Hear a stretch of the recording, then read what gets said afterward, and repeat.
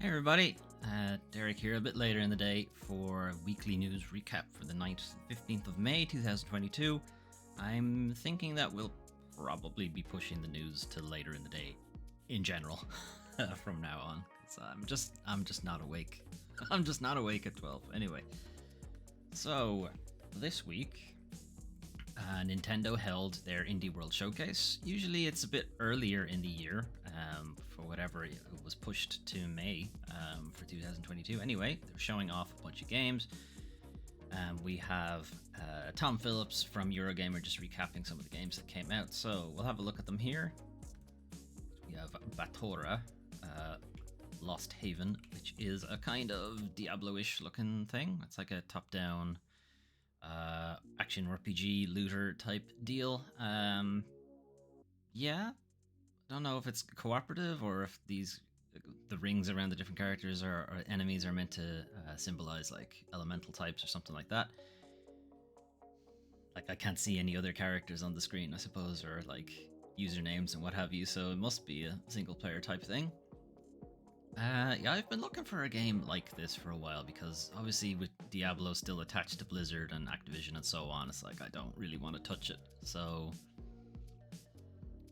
like Lost Ark being a big MMO, I don't really want to touch that either. Path of Exile, I just never really got into, so I'm kind of looking for something, something that'll scratch the same itch. Elechead is a pretty interesting idea. This is from a single solo developer, who made a similar game for their like university courses and stuff like that. And when they graduated, they're like, "Hey, why don't I just make this game?" So this is a platform puzzler type thing where you are an Elechead, an electricity guy who can separate his head and transfers charges to the different areas and. You will charge anything that you are standing on, so there's like some interesting puzzle mechanics happening here, and I really like the look of it. Like it's very simplistic, obviously, but the fun will come from the all the different puzzles and stuff that you'll have to encounter along the way. So that looks interesting. Soundfall, I think, was also released today. Elechead, I don't think got a release date. Yeah, just got summer.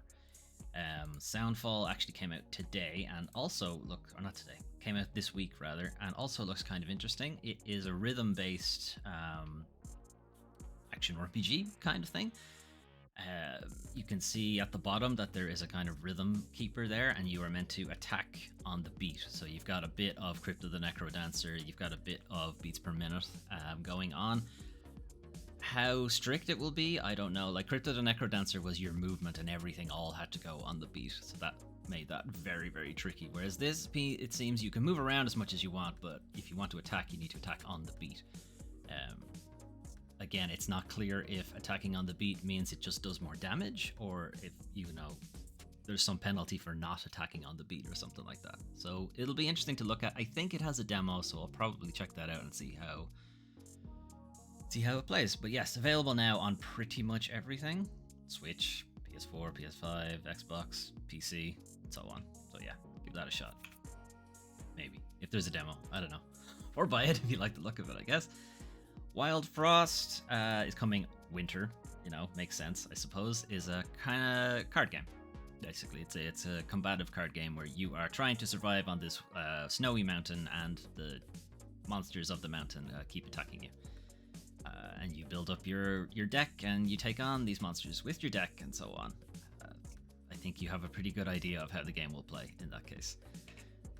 Really cool art style though, really, really cool. Totally Accurate Battle Simulator is coming to Switch.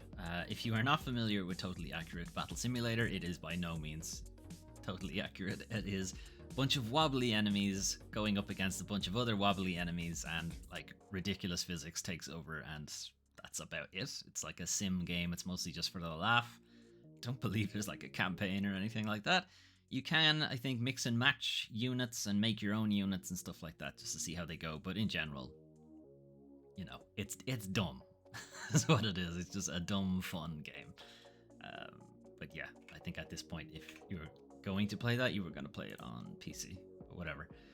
Gunbrella must win the prize for best title for a game, at least this year.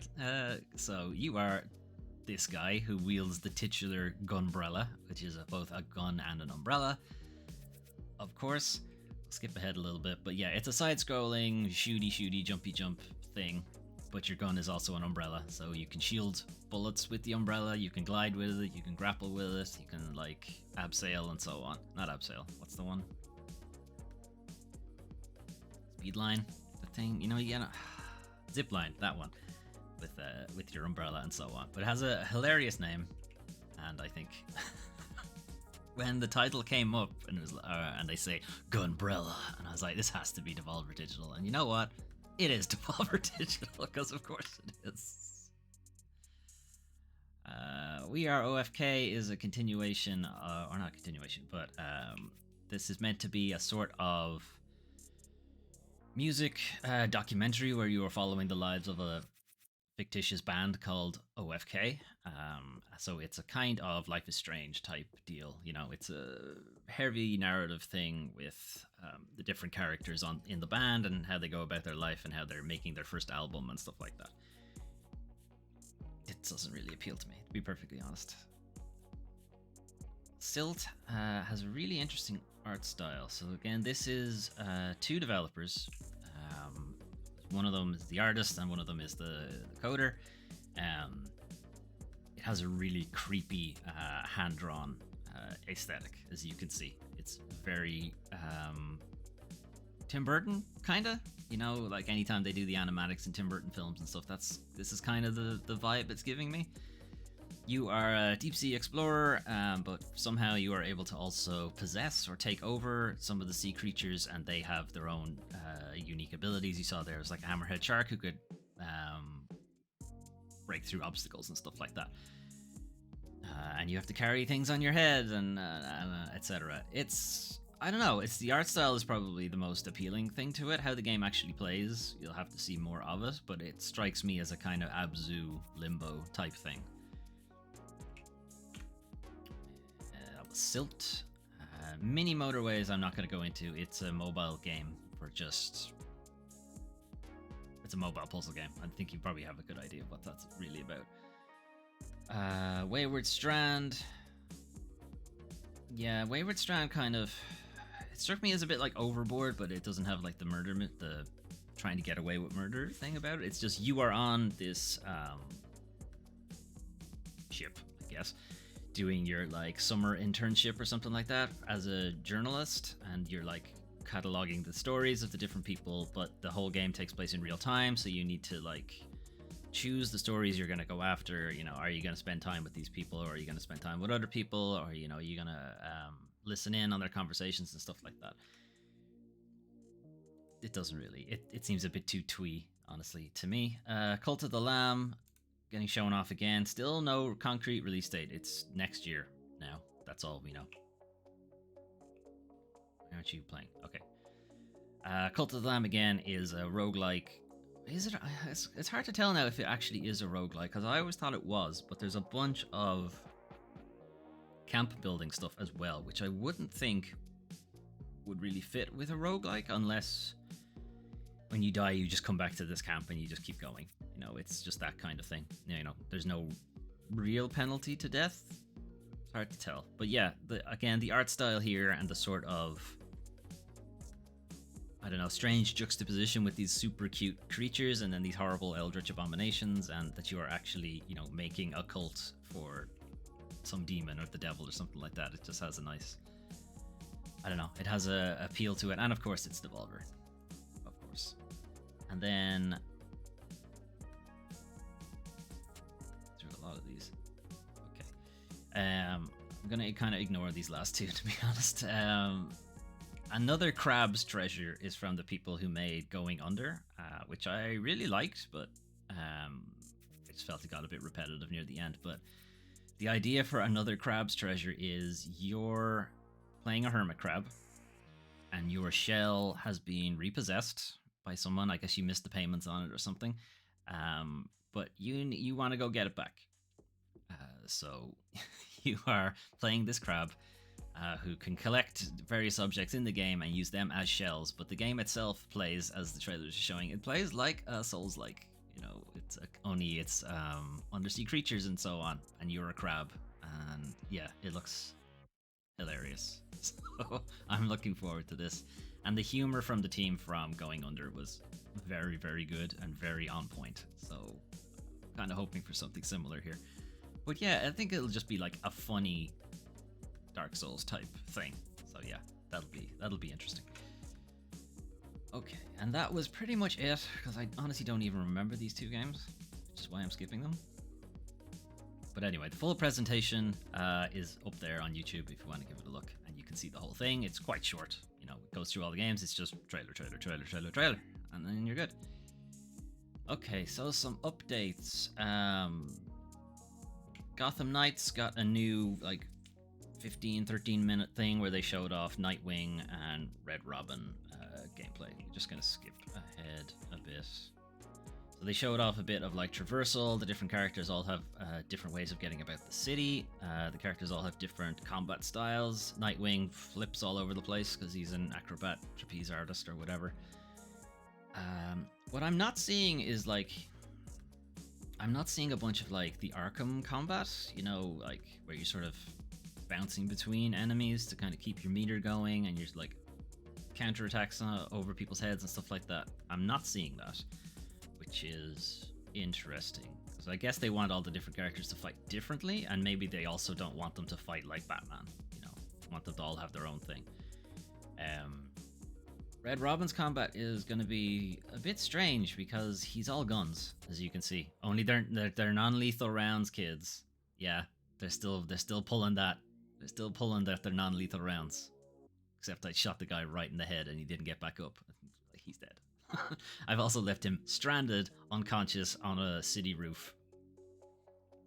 I'm sure he'll get medical attention anytime soon. And he just kicked him off the roof. He's definitely dead. Anyway, whatever. You can go with the conceit that somehow he's not killing people with all these guns. It will be interesting to see how he plays, because it's hard to tell how the gunshots will play in the Arkham rhythm combat. And again, that's why I'm thinking maybe it doesn't play like the Arkham combat anymore. Like maybe the different characters all have their own style, and which means that like they don't want everyone to feel like it's just 4 Batmans, you know, 4 Batman Arkham combats and so on. But yeah, there's a fairly lengthy trailer there. Feature presentation or whatever. Goes into a lot of the stuff that will be coming for Gotham Knights. There's a on bike section here. Apparently everybody gets access to this bike. So I guess there isn't vehicles specific to the characters. They're all using the Bat Cycle. And then later on, there's some stuff about story, and you know, this takes place after Arkham Knight, so spoilers for Arkham Knight. We don't want to talk about that here. If you want to, you can go look at the rest of that video. And then also dropped at the end of that video was that it's not coming to Gotham Knights. Will not be coming to previous gen. It won't be coming to PS4 and Xbox One, so it'll only be Xbox Series and PS5 and PC.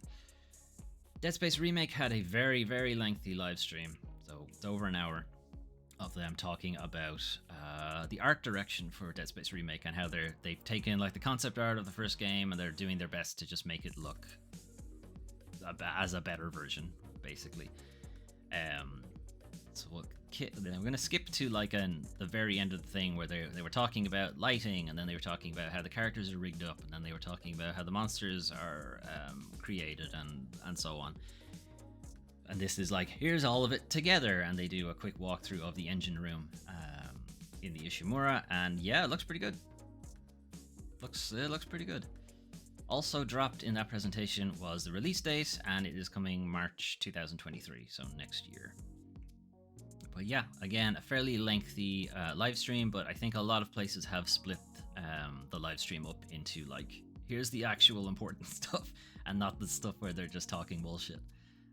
There were quite a few technical issues in the live stream, so yeah, it's probably best to just get the bite-sized abridged version of those videos. But yeah, it's looking really good. There's a bit here where the engine actually kicks in and the lighting really comes on soon.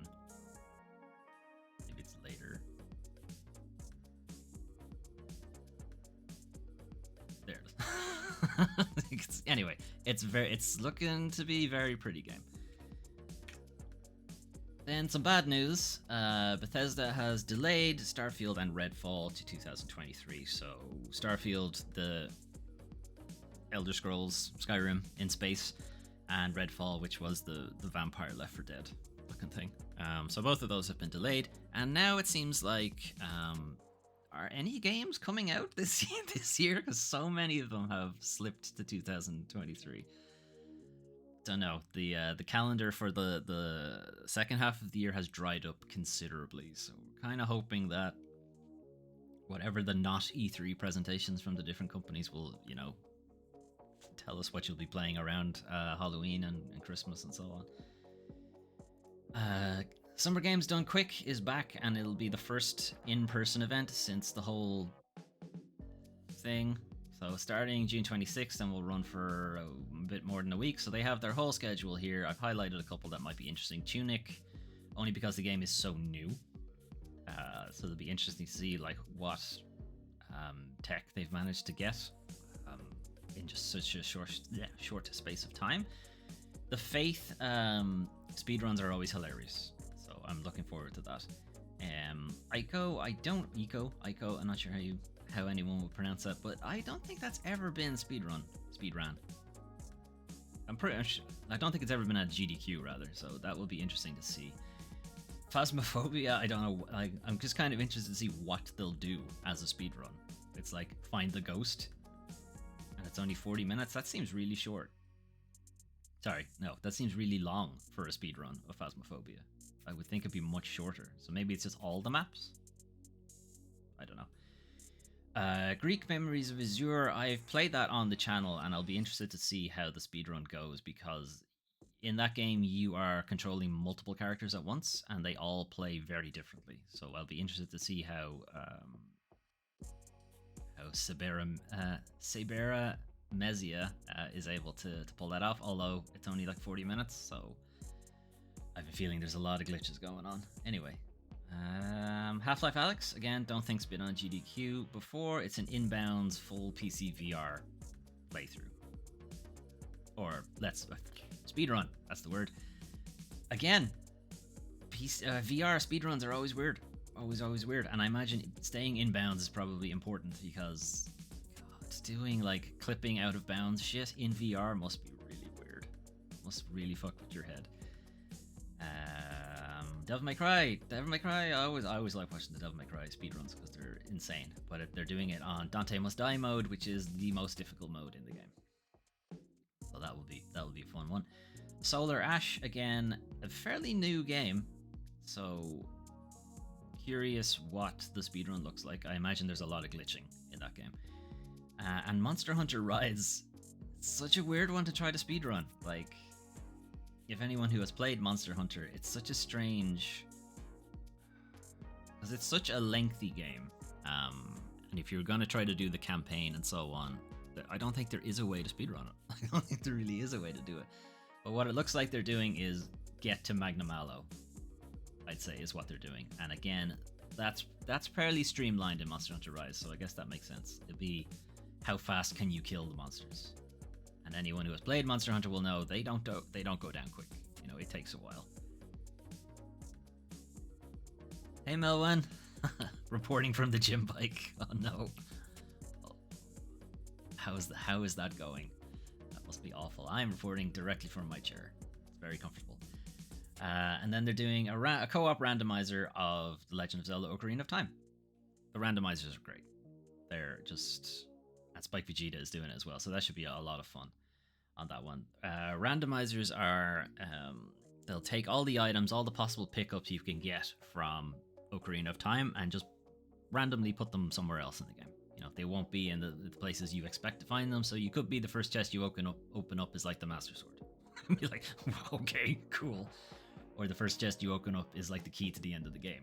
They're ridiculous. Metroid Dread, pretty new. So again, seeing a brand new game on speedrun, pretty great. I don't know what NMG is. No Metroid gun? I don't know. There is like a big gun you get in the game, so maybe that's what they mean. And then Elden Ring, twice. It's a bonus game the second time, but Elden Ring, all remembrances in 2 hours. Yep, there's a shit ton of glitching on that, because you might remember, guys, it was 200 plus hours is what our Let's Play was.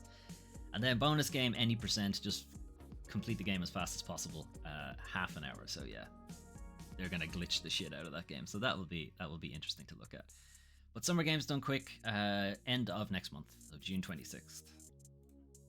Okay, new releases this week. So a bunch of games that were announced at the Nintendo Indies Showcase also were released the exact same day. So go back to that section and look at that. Some of them were released. Some of them were released the same day as the showcase. But this is Eiyuden Chronicles Rising, which is a prequel game to Eiyuden Chronicles 1000 Heroes. Neither of those games are out yet, except for Eiyuden Chronicles Rising, obviously, because that's out now. 100 Heroes, not 1000 Heroes, sorry. Maybe that's the next game. They'll multiply it by 10. 100 Heroes was a Kickstarter thing trying to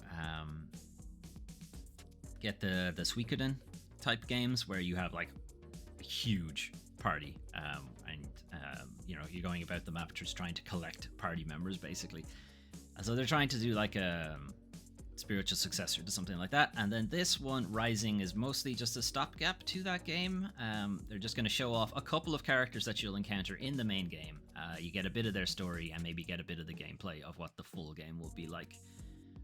Looks interesting to me. It's 3 different characters. They play all a little bit differently. You've got a fasty guy, you've got super strong, slow guy, and then you've got magic person, you know. Plus he's a kangaroo with a fucking claymore. Why wouldn't you want to play that? And we have the Centennial case, which is going to be a bit weird. So it's a full live-action game, and there's been a bit of a resurgence of this type of game in the last while. They kind of went out of favor in and around like PS1, PS2 era, where you didn't really see these types of games anymore, but now I don't know, I guess it's just much easier to get a lot of footage. Like, it's fairly cheap to get like decent video and stuff like that now, so these kind of games are a little bit easier to make. What's interesting here is that it's from a developer who makes a lot of really good murder mystery stuff. So I'm interested to see what this is like. There's a bit of time travel, possibly, or maybe people are recounting tales to you, but it's like a murder mystery that's 100 years in the making or something like that. So we're gonna have a look at this whenever we finish 2064 read-only memories. We'll just roll into this after that. Source of Madness is a side-scroller roguelite type deal. You know, I like these things. I really like these things, and mostly what I'm looking at here is the ridiculous art style that's happening here. I believe most of the art was AI generated at one point, and then they sort of finessed it to make it not look really weird. But anyone who's used those AI generator art things will probably get an idea of the kind of crazy art style they're going for here. A lot of chromatic aberration at play too. And one interesting thing they've mentioned about the enemies is that the enemies themselves are all procedurally generated, so you won't, necessarily encounter the same enemy twice. Find that's unlikely. You probably will. Bosses, I would say, are probably the same. I wouldn't imagine they're procedurally generated, but the individual enemies you'll fight in the dungeons, yeah, sure, I could see that happening. But it just looks nuts, right? That's kind of why I want to play it. It just looks really crazy. Source of Madness. And then 2 games that I'm probably not going to play, but they look interesting. So I'll probably watch somebody play them instead. Salt and Sacrifice is the follow-up to Salt and Sanctuary. It is a side-scroller Souls type game. What's different this time around is there is network co-op instead of local co-op. So you can play with other people online instead of having to play it local. Although I think that was the big draw for the first games, that you could play it local co-op, because there's so few games that still do local co-op anyway. If you've played Dark Souls, or if you played the original Salt and Sanctuary, you kind of know what you're getting into here. It's a side-scrolly, punishing action RPG. and now there's just a bit more of a heavier emphasis on co-op and PvP stuff. So yeah, that's that. Again, probably not a game I'll play, but it's out, and I know people are looking forward to playing it. And then again, another game that I'm not going to play, but I will probably watch other people play it, is Evil Dead, the game, which is an asynchronous multiplayer game similar to something like Dead by Daylight, or if you ever got a chance to play it, the Friday the 13th game before it got taken down. So you have 4 players who are playing human survivors, and then you've got one person who is playing the demon, who can possess different enemies on the map, who can set up traps and stuff like that. They're a bit like a director for some games, sort of like Left 4 Dead or something like that. You're actually playing the role of the director, and like I've just said that it's similar to Dead by Daylight or Friday the 13th, but really I'm only going with that because that's what a lot of other outlets have said. But really what it's like is the Resident Evil game that had the asynchronous thing, because I forget what it's called is the issue. It's like Umbrella... It's Umbrella something. It's not Umbrella Chronicles, it's Umbrella something, but I can't remember what it is. And that was a 4v1 thing where the one wasn't an actual person on the map, they were just like overseeing the map and setting up traps or directing zombies, letting lickers loose and stuff like that. That's really more what it's like. Now the person playing the demon can manifest in this game, so it does still have a bit of Friday the 13th Dead by Daylight to it, but I think it's missing the fact that it can like direct and spawn enemies on the map, and it can set up traps, and it can, you know, do that kind of thing. I think a lot of outlets are missing that has actually been done before. It was just in a game that was not particularly well received. Anyway. Alright, that was new releases for this week. However, it is now time to talk about the worst part of video games. The video game industry. And before we get into that, I need to take a drink. But first, as you can see on the screen right now, after almost 30 years of partnership, EA has officially ditched the FIFA brand, or more specifically, FIFA ditched EA, which is what really happened. So again, this is Tom Phillips from Eurogamer. After almost 30 years, EA's flagship football series will ditch its FIFA branding from next year. So from probably mid-June or so, they'll start being called EA Sports FC, or EA Sports Football Club if you like. They'll expect the game to remain otherwise unchanged. So again, they're not really going to change the game a whole lot.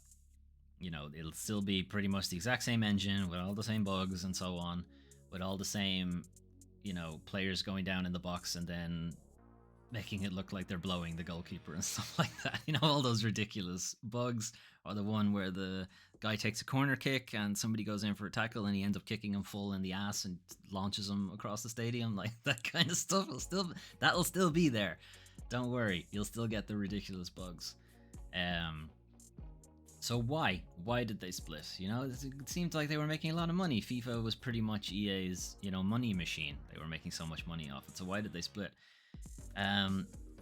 Nobody says, but the idea or the rumor is that FIFA wanted more than double the amount of money it currently got from EA for the latter to renew its license. So we're talking billions of dollars there just for the license, just for the World Cup cycle and so on. Like, they have to pay for it every 4 years or something like that. As for this year, the FIFA 23 will be the last game released by EA that has the FIFA branding. Going forward from there, it will be EA Sports Football Club. FIFA, for their part, have come out to say, we'll continue to partner with other developers to make football games, and that our games will be better. Our games will be better than EA's one. Definitely, even though we're starting from the ground up, and our developers don't have the knowledge to make football games, because there's really only 2 in the whole world who make them. But yeah, it's gonna happen. Okay, good luck with that. Another thing to keep in mind is that the FIFA license was really only for international teams, or national teams if you like, and like the World Cup and stuff like that. There are independent licenses for the Premiership, La Liga, Champions League, and so on. So those won't be affected. So like Premier League teams, others, I don't know football, but you know what I mean. Like, not national teams basically is what you won't get, because that's FIFA as far as I'm aware. But everyone else, fine. It won't be an issue. Moving on. Xbox's online DRM under fire as some users left unable to play games for a fourth day. It ended up being a fifth day, actually. So what happened here? Over last weekend, so starting on Friday of last week, Xbox's servers in Europe went down for a while. They had a fairly major outage, lasted the entire weekend and a bit into the coming. I think it was eventually resolved on Tuesday or something like that. And the issue was that Xbox's DRM requires that people, even if they have the game completely downloaded, when they launch it, it has to do an online check. So this was the always online DRM shit that they were given so much grief for when they announced it at E3, and they rolled back on it a little bit, but they haven't rolled back on it entirely is the issue. And it hasn't come up before because the outage was never this extreme, but this such a lengthy outage made it very, very obvious that this is bad. Because it means people can't play their games fully downloaded, or even on disc, anything like that. Can't play them because they can't do an online check-in. Whereas Sony, so PlayStation and Switch do not have this issue. There is a non-profit company called Does It Play, which is, sorry, not a company, Twitter account. Give them too much. They're dedicated to testing commercial releases to ensure the work entirely internet free. The majority of Xbox games require an online check before they will boot. They absolutely do not have these checks on PlayStation or Switch. Xbox's online DRM policy has been heavily criticized by users frustrated that they've been left unable to play their purchased games for a fourth day. So yeah, you don't own the things you buy. That's the issue with this DRM. That's the issue with software licensing in general, is that yeah, you didn't buy it. You bought a license. It's that whole chestnut. Paris Lilly, a journalist and previous host of an official Xbox event, also criticized Xbox DRM policy. The Xbox outages have made it clear that something needs to change with the DRM policy. Games that are downloaded to my console should have a window to be offline and playable without having to check in. So yes, like if I checked in yesterday, right, and you were okay with that check-in, you shouldn't really need to check in again the next day, right? Should have a grace period. But they don't currently. However, Xbox or Microsoft did push out an update to like their firmware console firmware, that one, last week that has allegedly fixed the issue. Although has it actually changed anything on DRM, or has it changed something on their server backend to make sure it doesn't go out again? Don't know, because they didn't tell anybody what the difference was. Okay, Jim Ryan is being a piece of shit again. And remember how I said I didn't like Jim Ryan? Remember? And like you were all giving me shit about it, and well, yeah, turns out I was right, so fuck you. PlayStation boss asked staff to respect all abortion opinions in email about cats. Yeah, he did it. Fucking dickhead. An internal email from PlayStation President Jim Ryan contains several paragraphs about cats, but doesn't contain a hard stance in support of his staff's reproductive rights, and even asks employees to respect anti-abortion views and opinions. Respect these people who think less of you. Respect these people who think you're not worthy of bodily autonomy. You should respect these people, because it makes me money. Leaving many PlayStation staff angry and upset. I'm not fucking surprised. The PlayStation president avoids taking a side, instead asking staff to respect difference of opinion on both sides of the issue. Yeah, both sides are bad, guys. I'm clearly the morally superior one for not taking a side. When you don't take a side, you have implicitly taken the side. You've taken the side of the status quo. That's what that is. Anyway. He wrote staff and company owe it to each other and PlayStation's millions of users, fuck you, to respect. You don't owe it to me. You honestly don't. There's one.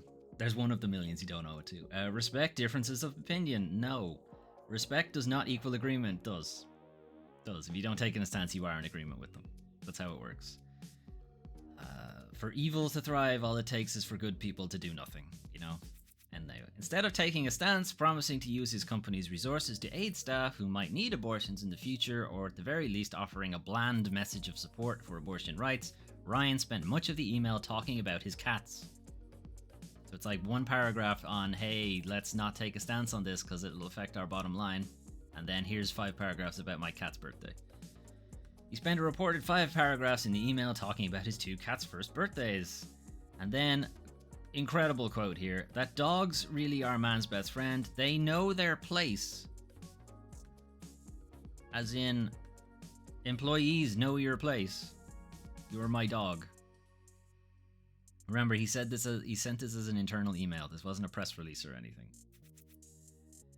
Internal discussion about the email was negative. Shock. With many sharing their anger and disappointment. Female employees felt their rights had been disrespected or even trivialized by Ryan's email. Yeah, so Jim Ryan, completely out of touch with everybody. Shock. Just look back at any of the stuff I've talked about him. He does not belong at the top of the company. This contrasts with Bungie, the Destiny developer, who came out strongly in support of abortion access for women in the United States. They've spent the last week and a half on Twitter publicly supporting access to abortion. So you may remember Sony are in the process of acquiring Bungie. So will Sony require Bungie to shut up about that or retract the statement or whatever? Guess we'll find out about that, because that's meant to be finalized pretty soon. So yeah, Jim Ryan, step down. Bring Shuei Yoshida back. He knew what he was doing. Okay, grading firm WATA is facing a lawsuit for allegedly manipulating the retro game market. So last year we talked about, or there were some stories about WATA, who do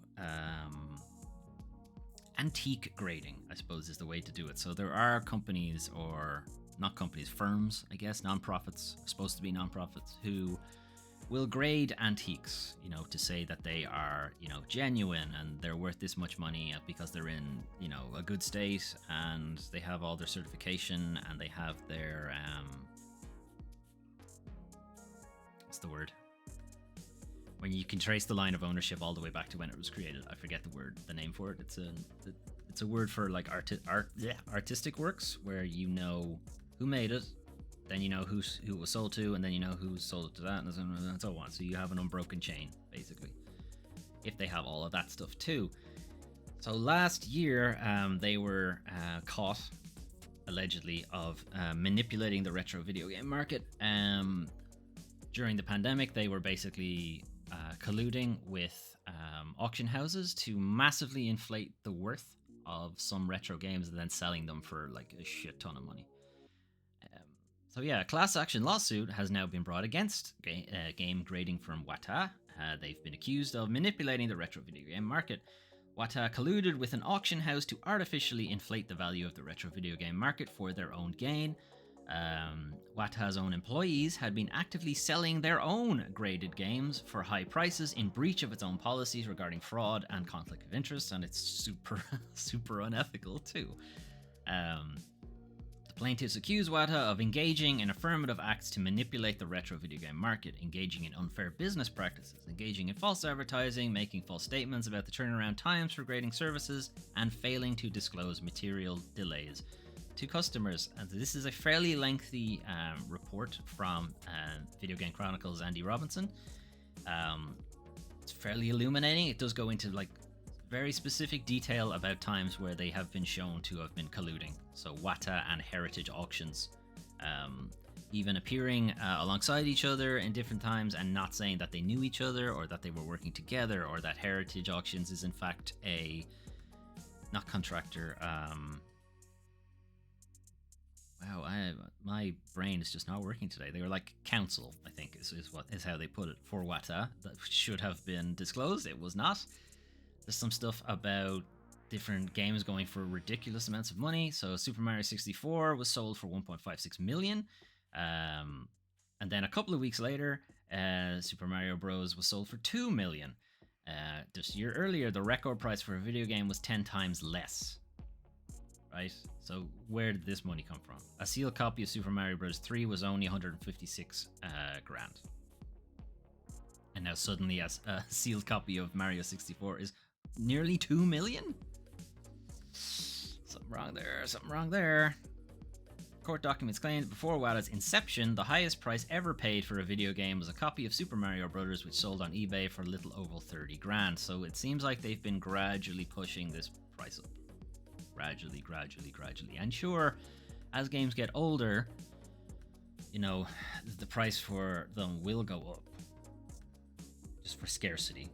There's only so many cartridges out there, and when they break, the price for the ones that still work will obviously go up and so on, but they will not go up by that much. That is ridiculous. So there's more of this here. There's more of the reports on the colluding between the two CEOs and stuff like that.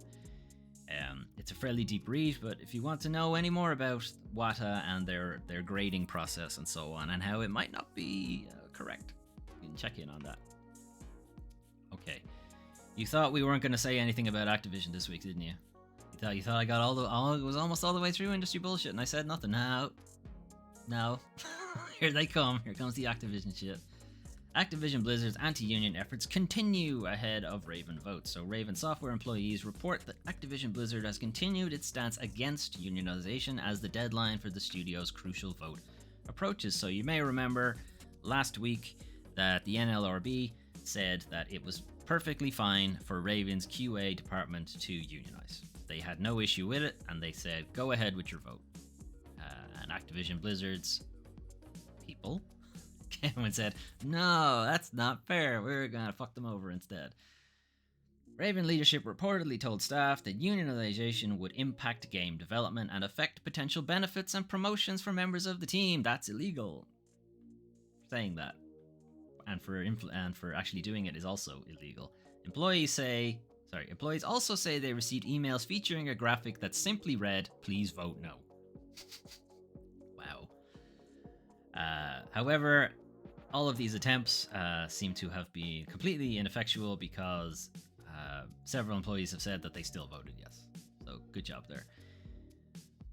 And I just thought this particular quote was fairly illuminating and incredibly hypocritical of Activision Blizzard. But anyway, Activision Blizzard spokesperson said, while we respect the NLRB process, we are disappointed that a decision that could significantly impact the future of our entire studio will be made by fewer than 10% of our employees. Yeah, an unelected group that's less than 10% of our employees calling all the shots. That would be really annoying. Yeah, we usually call those the board of directors. Seems they don't have an issue with that part, though. They don't even want to put an employee representative on the board, as we saw last week. Yeah, Activision are bullshit. Anyway, but we're not done. We're not done with Activision, no. Activision inexplicably introduces tool to rate character diversity metrics. So this is a tool that they have introduced and wrote a blog post about, saying how great they were for making it. It's a tool that breaks down character attributes and rates them on how diverse they are. They are using like a spider graph for different metrics that they have also made up, I think. And the tool was meant to guard against unconscious bias and exclusion when it came to the creation of their games and characters. So the metrics they are using, there's nothing to say how they're measuring any of these things, but whatever. The metrics they're using: culture, race, age, cognitive ability, physical ability, body type, facial features / beauty, okay, gender identity, sexual orientation, and socioeconomic background. And these are measured on a rating from 0 to 1. Now, what does 1 mean in culture? What does 0.35 mean in sexual orientation? But you'll be interested to know what 0 means. What 0 means on all of these scales is heterosexual white male. Me, basically. I'm a 0 on every single one of these. I'm a 0 for culture and sexual orientation and beauty, I guess. Start with the idea that a cis heterosexual white male character is the default, and the factors away from that are essentially diversity points. Wow.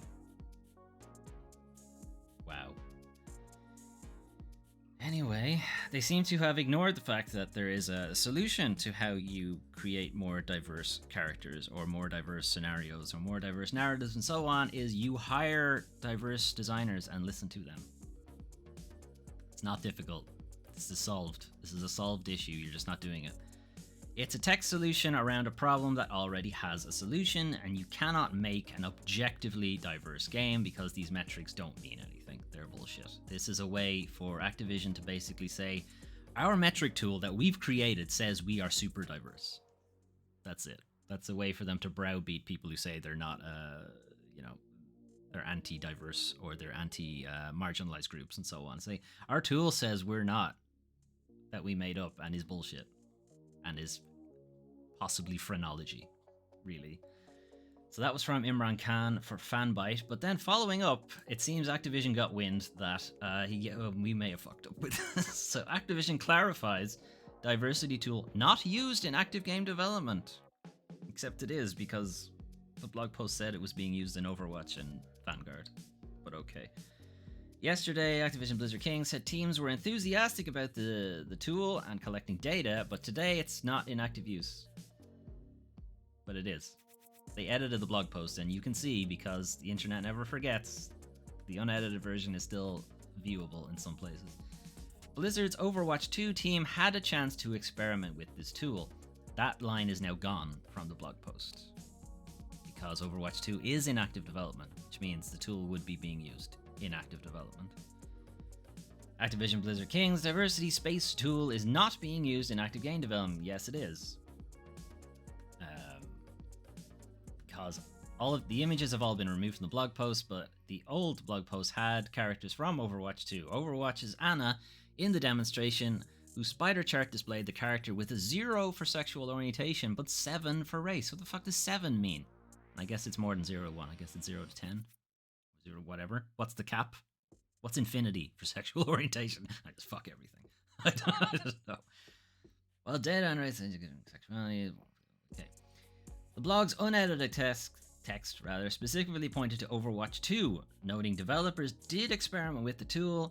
The quote also mentions data from these tests as something used in Sledgehammer Games' next project. So it is being used in active development, but they've decided to edit it to say that no, it's not.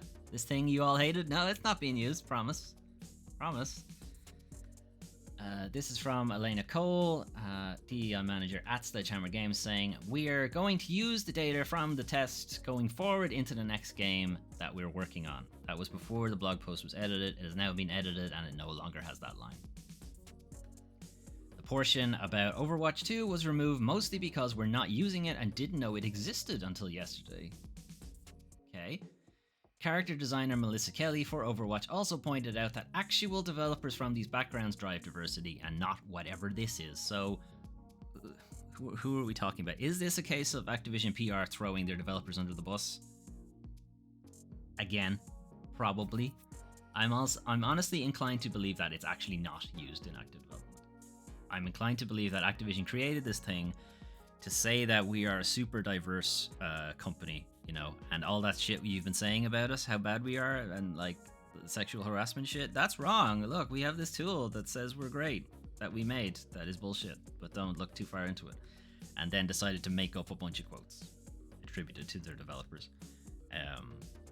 A lot of the developers have come out to say, what the fuck is this thing? So I'm inclined to believe the edited post, to be honest. It still doesn't make them look particularly good, because clearly this tool exists.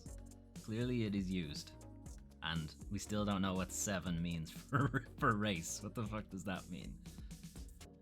I think that's it for that article. So that was from Andrea Sheeran, again, also for Fanbyte, talking about that stuff. So yeah, Activision engaging in phrenology now, apparently. Okay, we'll finish off with some dumb stuff. So, it turns out Metal Gear Solid 5's nuclear disarmament was rigged all along. So, if you've never played it, Metal Gear Solid 5 is broken up into 2 chapters, and there was a chapter 3 that revolved around the game's multiplayer component, where players could make a base, a forward operating base as it was called, and when you completed creating that base, you were given a nuclear weapon. Right? So the whole deal for the game kind of centers around nuclear disarmament, nuclear deterrence, and so on, like that. Almost the entirety of Metal Gear Solid is about that kind of stuff. So the idea was that in Metal Gear Solid, Snake would have created a mercenary company, and in order for them to be seen as a global power, they were meant to be like a mercenary company without borders. Like, it was meant to be like Doctors Without Borders, but this is Soldiers Without Borders kind of thing. That they would just be a mercenary company that just went where they were needed and stuff like that. And in order for them to be seen as like a big deterrent, they had a nuclear weapon. But there was a challenge, I guess, in the game to to essentially do nuclear disarmament for everybody. So everybody on the server was meant to disarm their nuclear weapons, more or less. And the way you did that was you invaded people's bases, made your way to their nuclear weapon, stole it, and disarmed it. And that was the way that worked. And the idea was that if every single nuclear weapon was disarmed on that server, you'd get a special cutscene to say, you know, peace and so on. Nobody has nuclear weapons anymore. And it turns out it's not actually possible to do that. Like, it is impossible. So the cutscene itself had been glitched out. Like, data miners had found the actual video file and extracted it, and everyone could watch it. So everyone's been able to watch the video for a good while now. The cutscene has been viewed by data mining. The key to unlocking it legitimately, however, lies in the game's asynchronous online mode. Just all that stuff that I've just mentioned. This PC player group, the Anti-Nuke Gang, apparently have been going around ridding FOBs of nukes on the PS3 version of the game for a very long time. It was the version with the lowest number already, so they were just going, okay, they're already at the low number here, so let's just work on this one and see if we can make it happen. They seemingly managed to achieve it, however, Konami deemed the group's methods illegitimate. And why was that? Why did they deem it illegitimate? Well, they deemed it illegitimate because they hacked it, basically. A hacker named Stefferp, who was brought in once the group discovered that reaching 0 nukes was an impossible task. Why is it impossible? Nukes belonging to banned accounts cannot be acquired. So there are phantom nukes, as they called them, which is great because it's the phantom pain as the game.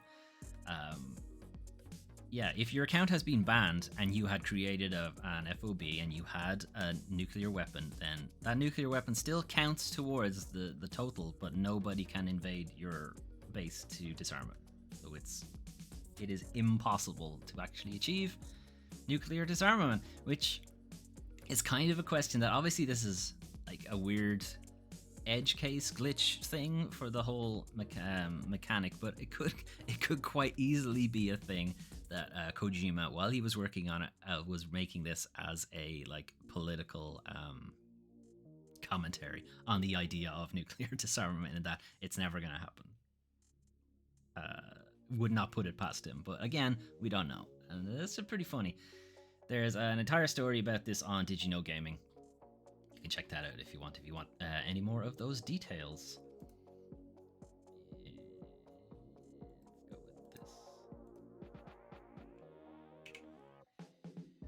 So, that was the news for the 9th to the 15th of May 2022. So a lot of indie games shown off at the Nintendo Indie Showcase. A bunch of them are either coming out soon or came out on that day. And some of them have been pushed back a bit. Cult of the Lamb, I think, has slipped into next year. And a few of them only have the nebulous summer of this year or winter of this year and so on. Gotham Knights is still on track to come out in October at some point. I'm liking what I'm seeing of the game. I'm curious to see how much they've diverted from the Arkham combat style, because it seems like they're not using that anymore, or they're using bits of it. Because you can definitely see Nightwing kind of doing the ping-ponging from different enemy to different enemy, and I guess it would make sense that Nightwing would fight more like Batman than the rest of them. How Red Robin handles with the guns and stuff, how that factors into combos and stuff, I would be interested to see how that works. And then how the game itself works, because it seems like it's playing a lot like a live service game, but isn't a live service game. So that will be a bit strange to see. Later on in that video, I didn't show it there, but later on in that video, it's how you pick out missions and stuff. It's like you're almost going to a director. You're almost going to, I will do this story mission now, instead of just wandering around the map like you would in the old Arkham games. So I don't know how that will work. Dead Space is shaping up pretty well. It now has a proper release date, or release window, rather, I think. It's like March at some point next year, I think. I forget now. It's next year, definitely. Early next year. I just forget the exact date. I think it's March. Anyway. Starfield and Redfall being delayed. Like, a lot of games have gotten delayed. A lot of games have been impacted more by the pandemic than they had let on, really, and they've all kind of asked for more time. I have a feeling that Microsoft is trying to soften the edge on like Bethesda's like Fallout and Elder Scrolls games coming out crazy buggy at the beginning. You know, they're trying to get them away from that. Maybe is my feeling. And Redfall, I'd say, is just genuinely we just want more time to polish it. Whereas Starfield, I feel, is Bethesda thinking, yeah, we're good to go, and Microsoft being, no, you cannot start putting out buggy shit again. You need to make it actually stable this time, please. And fine, again, a delayed game potentially will be good. A rushed game will not. Jim Ryan being hilariously out of touch with his own employees. Again, not particularly shocking. He's already out of touch with his customers. So, you know, not exactly a shock there. Activision literally creating a Phrenology thing is just, yeah, sure, of course they did. Like at this point, I can't say I'm really surprised anymore, but still, what the fuck is that thing? Yeah. So next week, on the channel, we will be looking at, or continuing rather. So we're going to be continuing Vampire. This week, we had to make a decision on what to do with a nurse who was blackmailing the hospital's benefactor. The benefactor just wanted them to go away. And we had a couple of decisions we could make to make that happen. And we have elected to let them live. Excuse me. We've elected to let them live, but they have to quit the hospital, stop doing the blackmailing, and we will finance their clinic, basically. So I think we've taken the most diplomatic approach to that. I was wondering if that had then locked me out of some collectibles and 100%y stuff, but no, I can actually go back and kill them. I can go back and kill them later and it'll be fine. So yeah, going forward now we need to I forget actually what we're doing. I think we're in the middle of quests right now, so we need to find out actually what is happening next time. Also, this week, we started 2064 Read-Only Memories. It is a kind of point-and-click adventure type thing where we are a journalist who has come into contact with a sentient AI robot. And in this world, that is pretty new. There's a lot of conflict between people thinking that humanity's technology is going too fast. Other people thinking that they're stuck in the mud and we should be advancing further. So this is like a flashpoint, this robot. And they want us to help them find their creator. So that is our task. And right now we have gone to their apartment. We found it trashed. And then we were knocked unconscious and we woke up in the hospital. So now we need to find out, okay, things are a bit crazier than perhaps we thought. And then Saturday, Friday we played Citizen Sleeper, which was a very interesting game where we are playing a person who sold themselves into indentured servitude, and their human body has been put to sleep in stasis, and in return their consciousness has been transferred into a cyborg body, and the cyborg body would basically perform menial labor for X amount of years until they've worked that off, and then that body will be put to sleep, and then the human body will wake back up, and the human body would assume no time has passed, you know. However, the cyborg body's like, I don't want to do that, so they've escaped. And they've escaped to this space station, and they're trying to lay low. They're trying to avoid the corporation that wants them back.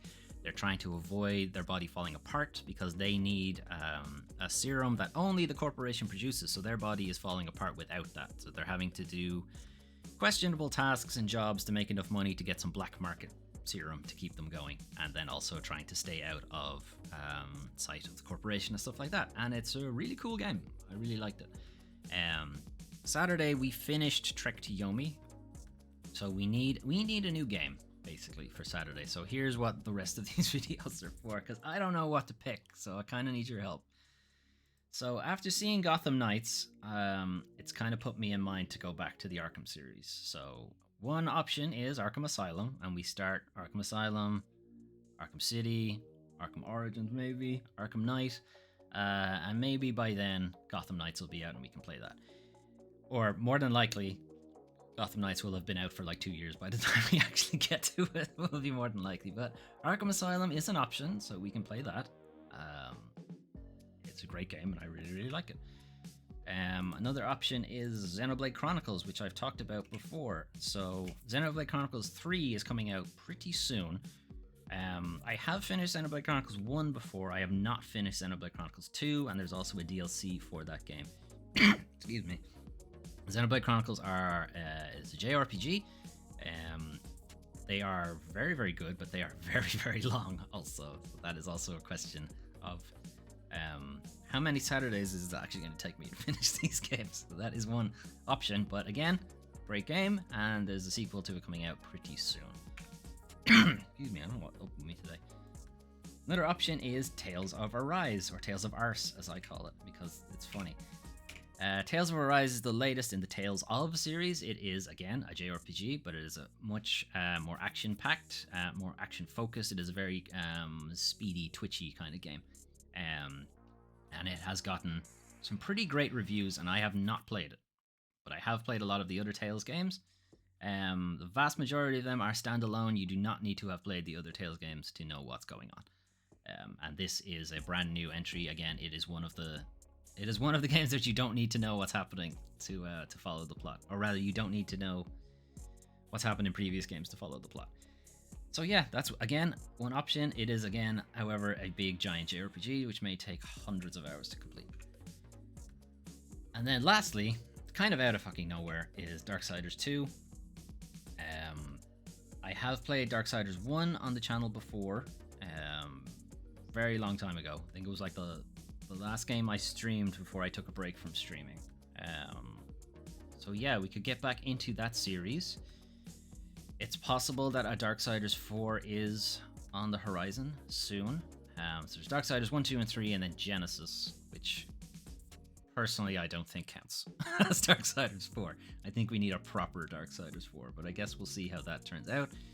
This is a fairly old game. We're talking PS3 era. Could be, and it was very janky at the time, so we'll see how that goes. But I really like the Darksiders universe, and I had intended to play Darksiders 1 and 2 before 3 came out, and then Genesis came out as well, so there's still a fair amount of game left in there. So yeah, let me know. Out of those 4, unless there's some other games you think, hey, why don't you play this instead? That might be fun. So yeah, that's also an option. Sure, why not? I'll leave that to loop while I'm talking. But yeah, so that is our weekly news recap, and also the channel recap for 9th to 15th of May 2022. So yeah, let me know what you thought. If any of those games seem appealing, or if they're like, no, they're all boring, pick something else. And then suggest what the else is, please. Okay, anyway, I'm going to leave it there for today, though. Hopefully I'll see some of you for Vampire on Tuesday, or 2064 Read-Only Memories on Wednesday, no stream on Friday, or whatever we happen to end up picking to do on Saturday. Anyway, thanks for watching, guys. I'll see you guys next time. Bye-bye.